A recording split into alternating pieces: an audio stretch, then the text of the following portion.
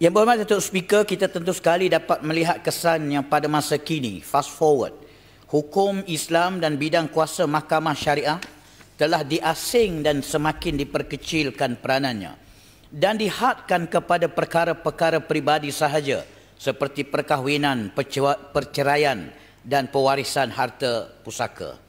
Dan di kelewatan 7-8 tahun ini, kita menyaksikan satu persatu apa yang disebut oleh baginda sallallahu alaihi wasallam berlaku di hadapan mata kita, dalam negara kita dan dalam negeri kita.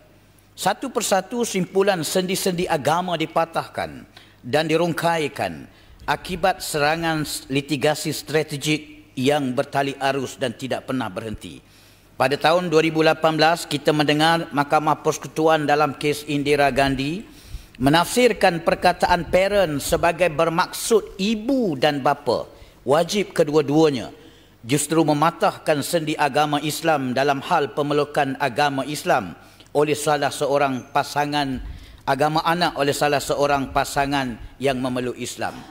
Pada tahun 2021, kita mendengar Mahkamah Persekutuan dalam kes Iki Putra Mubarak telah membatalkan Seksyen 28 Enactment Kesalahan Jenayah Syariah Selangor 1995 berkaitan dengan peruntukan kesalahan liwat.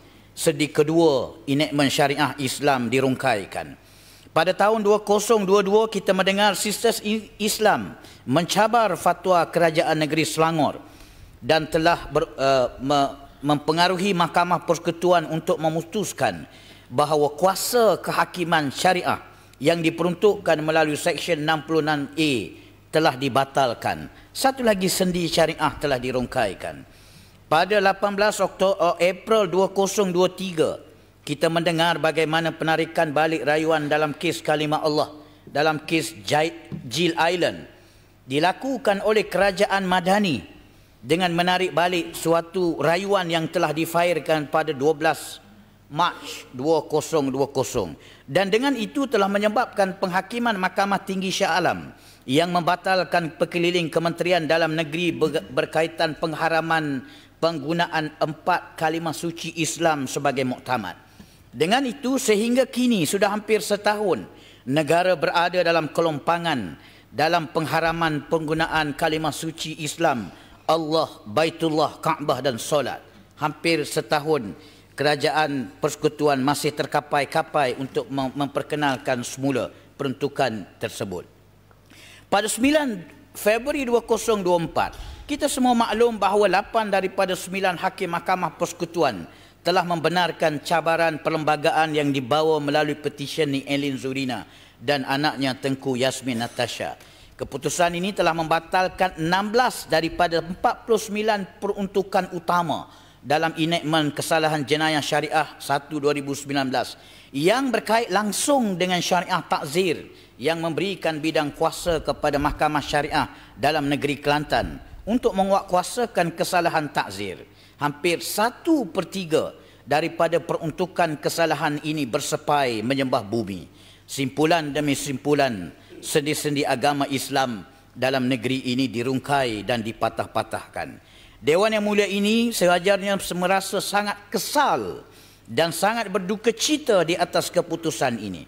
Apatah lagi atas alasan Dewan ini tidak mempunyai kompetensi untuk menggubal peruntukan tersebut.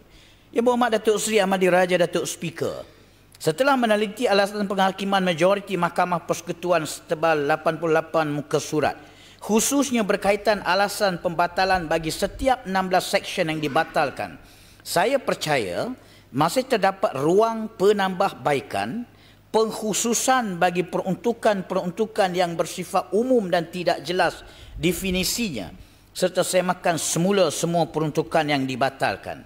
Saya percaya di negeri ini, bahkan dalam negara kita, terdapat ramai pakar-pakar perundangan yang boleh membantu mengkaji dan membuat penelitian dan pengkajian semula 16 peruntukan yang telah dibatalkan tersebut dalam maksud untuk membolehkan ianya dibentangkan semula kepada Dewan Yang Mulia ini. Oleh itu, melalui usul ini, saya mohon mencadangkan agar Kerajaan Negeri Kelantan mengambil langkah segera bergerak ke arah penggubalan semula 16 peruntukan tersebut dengan mengumpulkan semua agensi-agensi, majlis-majlis agama dan pakar-pakar yang berkaitan.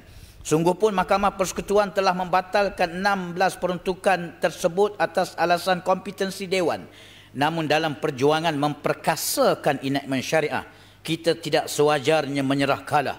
Tidak wajar bagi kita ahli-ahli Dewan yang mulia ini berputus asa dan menyerahkan sepenuhnya kepada kerajaan persekutuan dalam mempertahankan bidang kuasa Dewan ini sebagai cabang legislatif dalam hal-hal yang berkaitan agama Islam. Saya percaya usul ini adalah selaras dengan titah ke bawah Duli Yang Maha Mulia Seri Paduka Baginda Tuanku As-Sultan Muhammad Kelima yang secara terang dan jelas bertitah bahawa dalam memastikan ketinggian agama Islam terus terpelihara, beta menggesa kerajaan beta terus memperkasa dan mempertahankan perundangan dan institusi syariah negeri. Yang berhormat Datuk Seri Amadiraja Datuk Speaker, dengan itu melor mohon mencadangkan usul sebagaimana yang disebutkan pada awal ucapan tadi. Sekian, terima kasih. Ahli-ahli yang berhormat, sekarang saya kemukakan cadangan ini bagi perbahasan. Tinggal lagi ada orang kata, perbahasan di luar lah, bukan di dalam ini. Ya, mereka lebih baik sebab hukumannya lebih berat. Kenapa lebih berat? Kerana negara kita memperuntukkan kepada mahkamah syariah undang-undang kuasa menghukum yang terlalu kecil. Sebab itu kita kecil. Sebab itu undang-undang kita kurang. Sebab kita tidak ada kuasa. Itu yang dikatakan tadi. Ya, oleh yang berhormat daripada Kuala Priuk tadi. Sepatutnya apabila melihat bahawa mahkamah sivil ada bidang kuasa yang besar, mahkamah syariah ada bidang kuasa yang kecil, jangan diambil kuasa mahkamah syariah. Apa yang perlu dilakukan adalah perkasakan mahkamah syariah. Ini yang kita katakan, Akta 355 itu perlu diperkasakan. Ada orang kata, kenapa masa kerajaan PN itu tak buat? Saya ada senarai yang panjang. Kalau saya ada masa, saya boleh baca apa yang dibuat. Dan sepatutnya disambung. Saya ada senarai satu persatu apa yang telah dibuat dan di peringkat akhir pun. Dan sepatutnya disambung oleh kerajaan sekarang. Perkasakan. Itu bukan memperkasakan mahkamah syariah, itu meruntuhkan. Tindakan itu bukan memperkasakan, meruntuhkan mahkamah syariah. Dan yang ada di hadapan kita sekarang ialah satu cadangan bahawa Dewan Undangan Negeri yang bersidang pada hari ini merakamkan kekesalan dan sangat berduka cita atas pembatalan 16 peruntukan di bawah enactment Kanun Jenayah Syariah Kurungan 1 2019 enactment 14 dan menggesa penggubalan semula peruntukan-peruntukan yang dibatalkan tersebut. Dengan demikian sekarang saya kemukakan cadangan tersebut bagi diundi. Ahli-ahli yang berhormat yang setuju kata setuju. Ahli-ahli yang tidak setuju kata tidak. Usul dipersetujukan. Cadangan tersebut diterima dan diluluskan.